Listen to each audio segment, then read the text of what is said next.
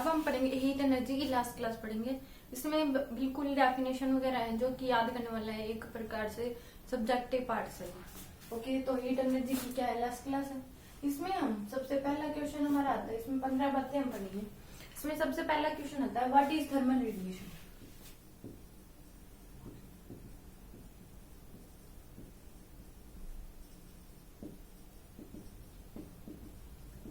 Thermal radiation क्या है। इसमें ये होता है कि कोई भी बॉडी जो गर्म है उसमें हीट एनर्जी तो ट्रांसफर होती है, जहां पे कम हीट है वहां ट्रांसफर करती है। तो मतलब जो भी एक गर्म बॉडी है, मान लो एक ठंडी बॉडी, तो जो गर्म वाली बॉडी है, जो अपनी एक बॉडी है जो सराउंडिंग में रखी हुई गर्म है, तो वो जो अपनी हीट अपनी उसकी बाहर निकलेगी, वो सराउंडिंग में अपनी हीट एनर्जी इमिट कर देगी। ज्यादा वाली हीट कम वाली हीट में ट्रांसफर हो जाएगी। तो heat energy emitted by body, heat energy emitted by body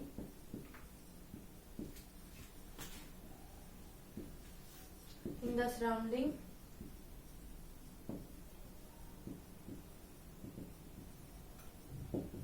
is called thermal radiation।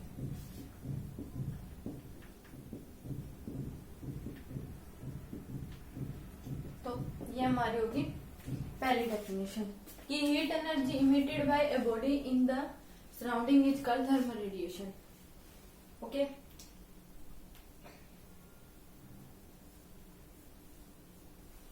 अब दूसरा हमारा on which factor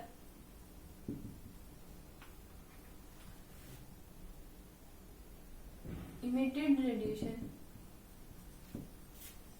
by thermal, on which factor amount of on which factor amount of thermal radiation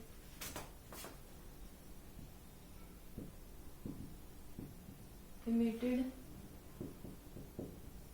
per second depends, कि जो thermal radiation, वो जो thermal radiation के द्वारा जो हीट एनर्जी, किसी बॉडी के द्वारा जो हीट एनर्जी इमिट की जाती है हीट बॉडी के द्वारा, तो वो किस किस फैक्टर्स पे डिपेंड करती है, ये हमारे पास है, पूछा गया है। ओके, तो इसमें पहले हो जाएगी नेचर ऑफ इमिटेड सरफेस, कि जो बॉडी इमिट करने वाली होती है उसके सरफेस, मतलब उस बॉडी का नेचर कैसा है, कि वो गर्म है कि थोड़ी कम गर्म है या बहुत ज्यादा गर्म है। ओके, दूसरा एरिया, एरिया पे भी डिपेंड करेगी। मान लो कम एरिया में मतलब हमने गर्म पानी दूध वगैरह डाला है, जैसे गिलास, हमने दूध हम गिलास में डाल के पीते हैं और एक दूध हम थाली में डाल के पिए, तो थाली में डाले दूध जल्दी ठंडा हो जाएगा। ओके, तो एरिया पे भी डिपेंड करता है।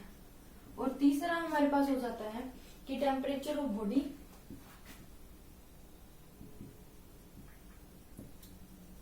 And temperature of surrounding.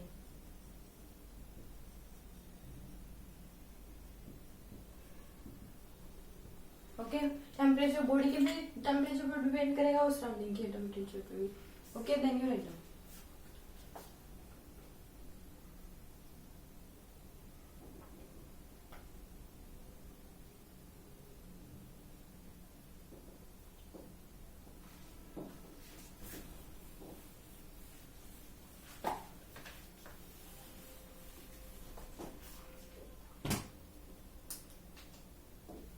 अगला आता है हमारे पास तीसरा, what is Prevost theory of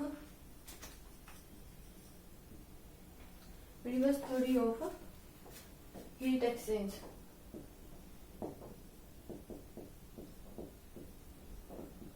previous theory of heat exchange क्या है, साइंटिस्ट ने दिया था कि ये क्या थ्योरी है। ये थ्योरी है कि कोई भी बॉडी होती है जो वो इमिट हो जाती है हर एक टेम्परेचर पे, तो ए बॉडी रेडिएट, क्या होती है, a body radiate heat energy at all temperature. मतलब पहला हमारे पास अगर टेम्परेचर बॉडी का ज्यादा है सराउंडिंग से, तो उस केस में क्या होता है, आर जो इमिशन होता है वो ज्यादा होता है आर अब्जॉर्बर से, रेट ऑफ इमिशन और रेट ऑफ अब्जॉर्बर। इमिशन मतलब जो इमिट करता है वो वैल्यू हमेशा ज्यादा होती है अब्जॉर्ब करने वाली से। अगर बॉडी का टेम्परेचर ज्यादा है सराउंडिंग से तो रेट ऑफ इमिशन ज्यादा होगा अब्जॉर्बर से। ओके, और अगली बात, अगर T body equal to T surrounding है, दोनों का सराउंडिंग और बॉडी का टेम्परेचर दोनों का सेम है, तो उस केस में क्या हो जाएगा, हमारे पास है आर इमिशन है ना, इक्वल हो जाएगा आर अब्जॉर्बर के। और तीसरी बात, अगर टी बॉडी कम है, टेम्परेचर ऑफ बॉडी कम है, तो टी सराउंडिंग ज्यादा है, तो इस केस में क्या हो जाएगा, हमारे पास जो आर इमिशन है वो कम हो जाएगा आर अब्जॉर्बर से। Okay, rate of emit the heat the, इसका मतलब होता है रेट ऑफ इमिट पर सेकंड की कितनी हीट एनर्जी इमिट की जाती है पर सेकंड में, और कितनी हीट एनर्जी अब्जॉर्ब करते हैं पर second. Okay, then you return.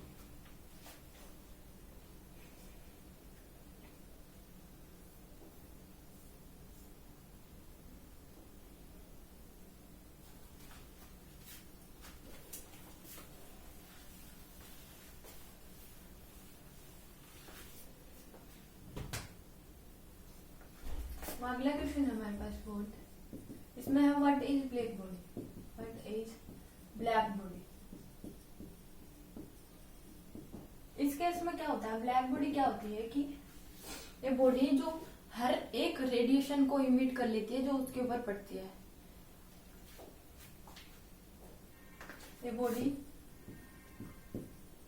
That absorb all temperature all radiation falling on it is called black body. उसे हम ब्लैक बॉडी कहते हैं कि जो हर एक टेम्परेचर को, हर एक रेडिएशन को ऑब्जर्व कर लेती है, कि कोई किसी प्रकार का भी रेडिएशन पड़े उसके ऊपर, वो हर एक प्रकार के रेडिएशन को ऑब्जर्व कर लेती है। मान लीजिए कि जितना इमिट होती है वो सब, जितनी भी लाइटें होती हैं उनको हर एक लाइट्स या रेडिएशन जितनी, जैसे अल्फा गामा बीटा, जितनी भी रेडिएशन है, क्योंकि एक अगर कोई भी गर्म बॉडी है तो उसमें से बहुत सारी अलग अलग प्रकार की रेडिएशन निकलती है। ओके, तो ये हर एक प्रकार के रेडिएशन को ऑब्जर्व कर लेते, चाहे वो हार्मफुल हो चाहे कुछ भी हो। तो ये क्या होते हैं, it is a good absorber and good emitter. ये गुड अब्जॉर्बर भी होती है और गुड इमिटर भी होती है। Okay, then you return.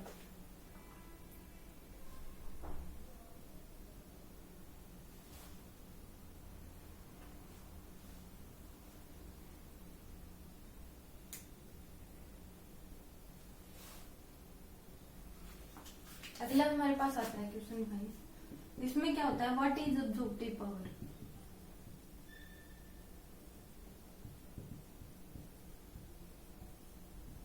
तो ये होता है अब्जॉर्प्टिव पावर होता है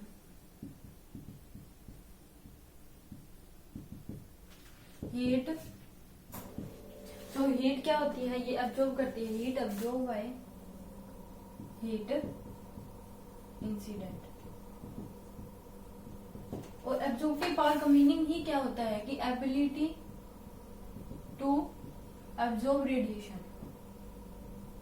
इसका मतलब होता है ability to absorb radiation. Absorptive power का मतलब होता है, ये होता है heat absorb by heat incident, कि टोटल कितनी जो रेडिएशन आउट हुई है, कितनी रेडिएशन बाहर निकली है, उनमें से कितनी रेडिएशन ये अब्जॉर्ब कर पाती है। ओके, वो होते हैं हमारे पास अब्जॉर्प्टिव पावर। ये इसकी नो यूनिटलेस एंड डायमेंशनलेस होती है। Okay, then you right.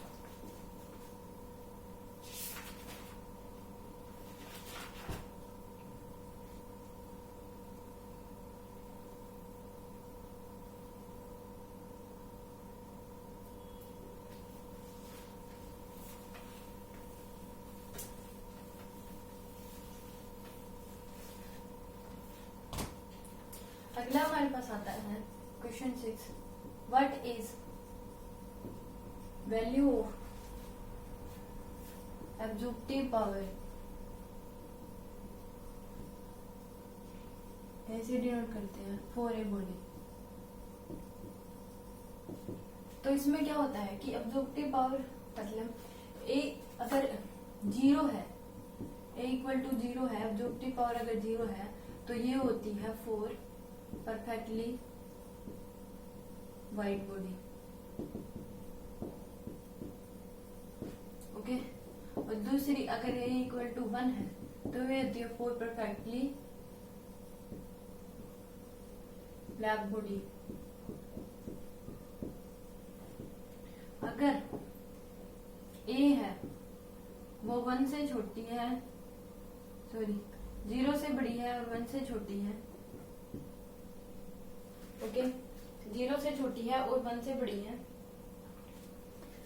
Sorry 0 से बड़ी है 1 से छोटी है, वो होती है for a general body. Okay, can you right?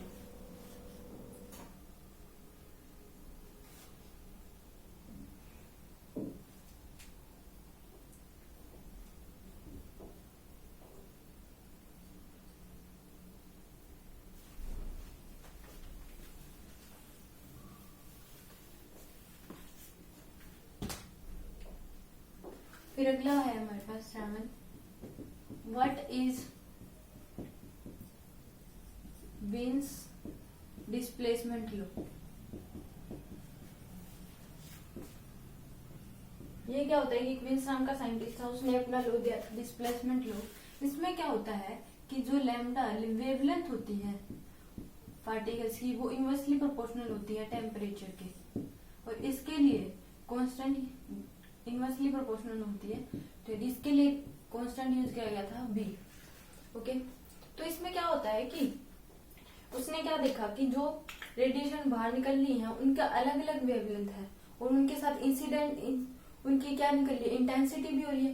तो जिस वेवलेंथ की इंटेंसिटी मैक्सिमम है उसकी उसने क्या ले लिया, वो ले लिया उसने जिस वेवलेंथ की इंटेंसिटी मैक्सिमम है उसको उसने क्या ले लिया, उसकी वेवलेंथ ले ली। तो ये क्या है हमारे पास lambda m, wavelength corresponding to the intensity is maximum, b क्या है कांस्टेंट, और टी क्या है हमारे पास है टेम्परेचर। ओके, और इसमें ये हो गया, और B इक्वल टू हो जाएगा लैम्डा टी। ये है T क्या है हमारे पास temperature,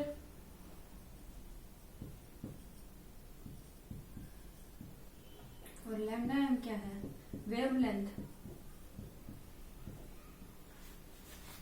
wavelength corresponding to the intensity of radiation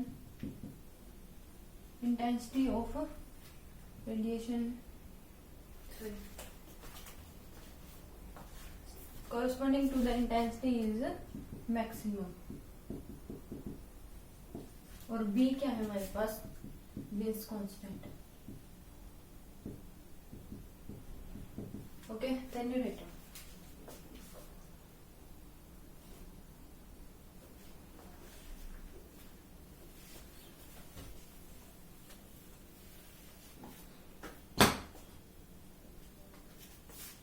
और फिर अगला क्वेश्चन नंबर 8 आता है हमारे पास, what is value of base constant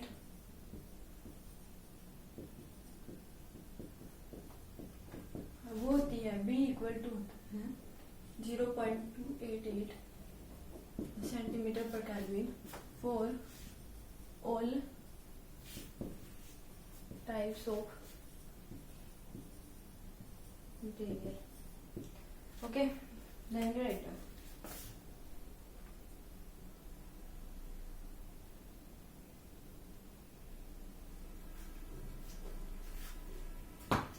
आगे क्या है question number 9, draw graph lambda m versus t and lambda m versus 1/t। ये हमें क्या करनी है, ड्रॉ ग्राफ करनी है। ओके, तो हमारे पास यहाँ पे लैम्डा, यहाँ पे हमारे पास टेम्परेचर इन केल्विन टर्म में। ओके, तो इसका हमारा ये होता है graph, lambda m inverse one by T. अगर वेवलेंथ बढ़ेगी तो क्या होगा, टेम्परेचर कम होगा। और lambda m versus one by T, इसका ग्राफ ये होता है। ओके, इसमें क्या होता है, ये थीटा लिया जाता है, तो टेन थीटा क्या होता है, इसमें टेन थीटा इक्वल टू हो जाता है बी के। ओके, ये भी हमारे किसमें, केल्विन की टर्म में होती है।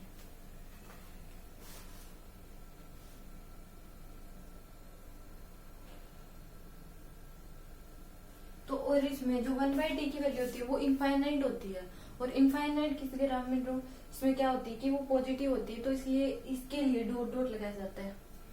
ओके, तो वो ओरिजिन से शुरू नहीं हो सकती, तो वो इस वजह से इसके आगे क्या लगा दिया जाता है, डॉट लगा दिया, क्योंकि इसकी वैल्यू इनफाइनाइट होती है और पॉजिटिव होती है।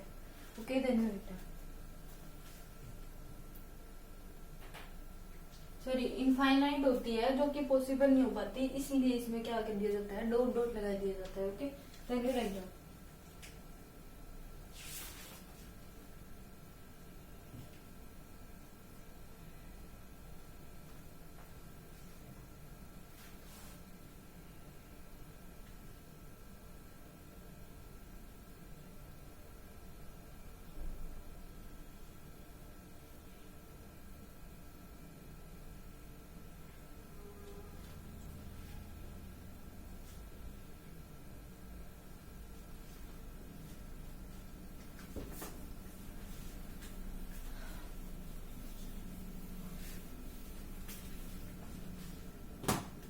फिर अगला हमारे पास आता है question number 10। What is Stefan's law for a black body. तो ये क्या होता है कि आर एमिशन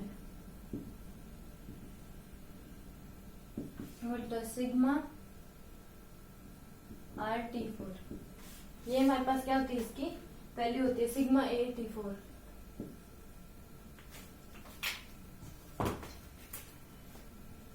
T4 इसमें क्या होता है कि जो आर इमिशन क्या होता है कि किसी भी बॉडी को गर्म करके वैक्यूम में किसी बॉडी को गर्म करके निकलती है, और जिससे पर सेकंड में उसमें जो रेडिएशन निकलती है उसको कहते हैं आर इमिशन। ये क्या होता है, सिग्मा ए टी पावर 4। इसमें सिग्मा क्या होता है, स्टीफन कांस्टेंट,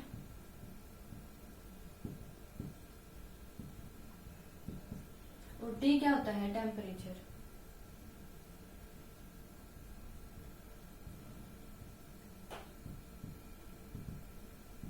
ओके, ए क्या होता है इसमें, ए इज द सरफेस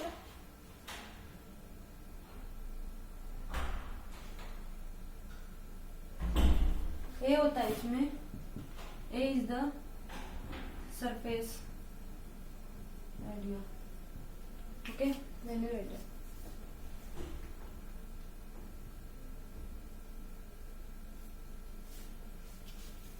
फिर अगला होता है क्वेश्चन क्या है, तो ये होता है what is value of Stefan constant.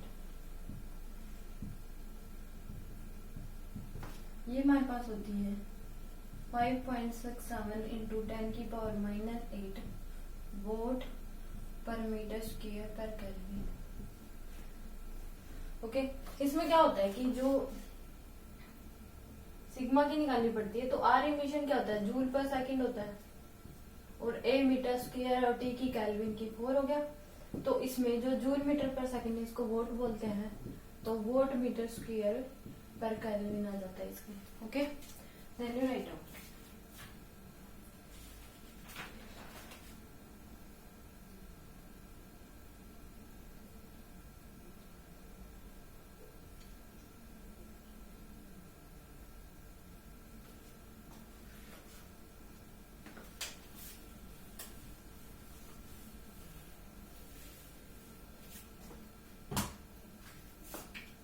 Question 12 आ जाता है हमारे पास, what is Stefan law for a general body, ये हमारे पास आ जाता है आर इमिशन होता है हमारे पास इसमें e sigma A T four. E क्या होता है इसमें, emissivity of body,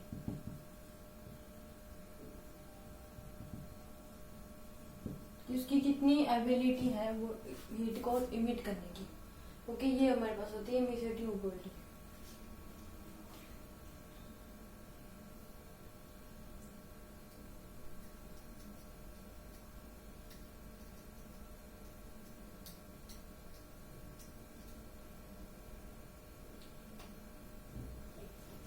question number 14 आ जाता है हमारे पास, व्हाट इज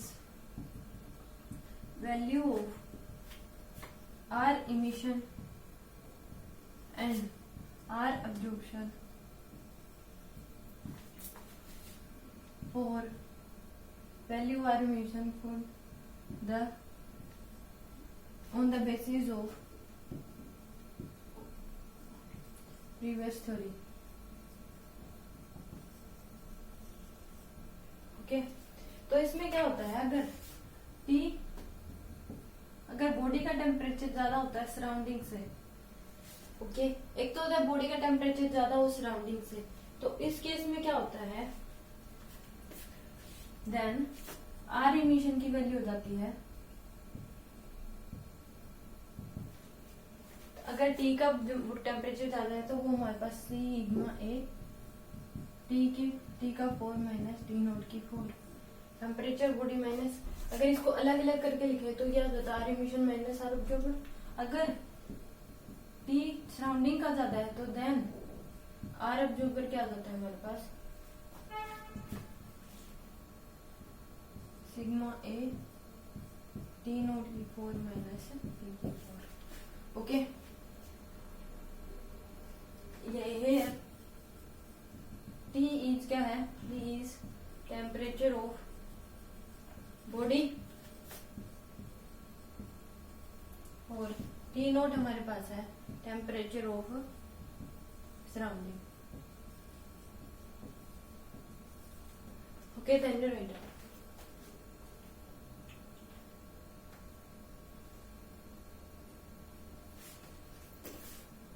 ये मैंने सीधा 14 कर दिया, एक इसमें रह गया।